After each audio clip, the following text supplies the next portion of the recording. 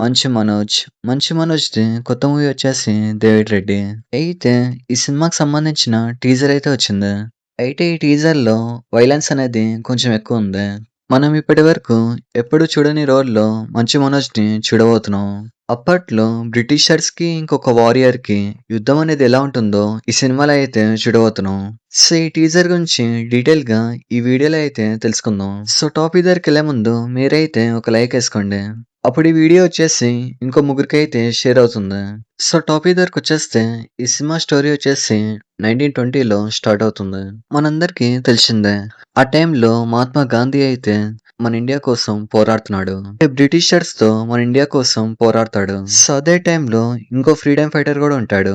అతని పేరు వచ్చేసి డేవిడ్ రెడ్డి. సో ఇతను కూడా బ్రిటిషర్స్ పైన తిరుగుబాటు చేస్తాడు. సో బ్రిటిష్ వాళ్ళందరూ ఒక రూమ్ లో కూర్చొని ప్లాన్ వేస్తారు. ఎలా అయినా డేవిడ్ రెడ్డిని ఆపాలని. సో తర్వాత అయితే బ్రిటిష్ వాళ్ళు మన ఇండియన్స్ ని ఎలా చిత్రహింసలు పెట్టారో చూపించారు. అంటే బ్రిటిష్ వాళ్ళు మన ఇండియాని ఎలా దోచుకున్నారో చూపించారు. ఇంకా ఈ టీజర్ లో మహాత్మా గాంధీని కూడా చూపించారు. ఈ టీజర్ ని చూస్తుంటే ఒక విషయం అయితే అర్థమవుతుంది. ఇక్కడైతే డేవిడ్ రెడ్డికి ఇంకా మహాత్మా గాంధీకి పడదు. సో డేవిడ్ రెడ్డి అయితే మహాత్మా గాంధీకి ఆపోజిట్ గా ఉంటాడు. సో ఓవరాల్ గా మంచి మనోజ్ అయితే ఒక మాన్స్టర్ లా ఉండబోతున్నాడు. ఈ టీజర్ లో అయితే చాలా అంటే చాలా వైలెన్స్ ఉంది. చాలా వైలెన్స్ గా మంచి మనోజ్ అయితే అందరినీ చంపేశాడు. ఈ టీజర్ ని చూస్తూ ఉంటే త్రిబుల్ ఆర్ లా ఉంది. పైగా టీజర్ లో ఒక బ్రిటిష్ అమ్మాయిని ప్రేమిస్తాడు. అంటే త్రిబుల్ ఆర్ లో జూనియర్ ఎన్టీఆర్ స్టోరీ ఎలా ఉంటుందో ఈ సినిమాలో కూడా అలా ఉండొచ్చు. ఈ సినిమా అయితే మంచి మనోజ్ కెరీర్ లో పెద్ద సినిమా అని చెప్పాలి. ఇక్కడైతే ఈ టీజర్ వచ్చేసి త్రిబుల్ ఆర్ రేంజ్ లో ఉంది.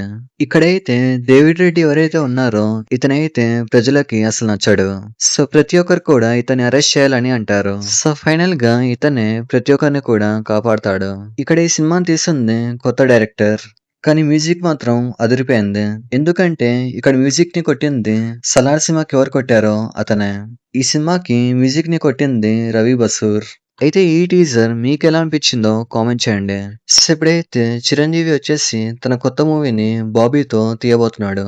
ఈ సినిమా గురించి అయితే మాట్లాడుకుందాం. ఇదైతే మన బాస్ కి 158 మూవీ.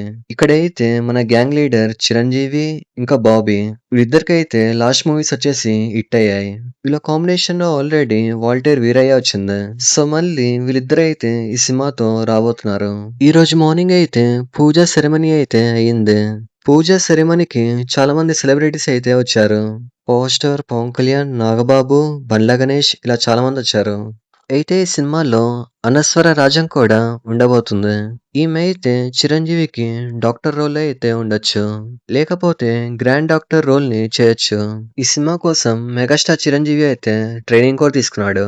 ఈ మధ్య సోషల్ మీడియాలో చిరంజీవి వీడియో అయితే చూసింటారు. మెగాస్టార్ అయితే జిమ్ లో ప్రాక్టీస్ చేయడం చూసే ఉంటారు. సో అయితే ఆ ప్రాక్టీస్ చేసింది ఈ సినిమా కోసమే.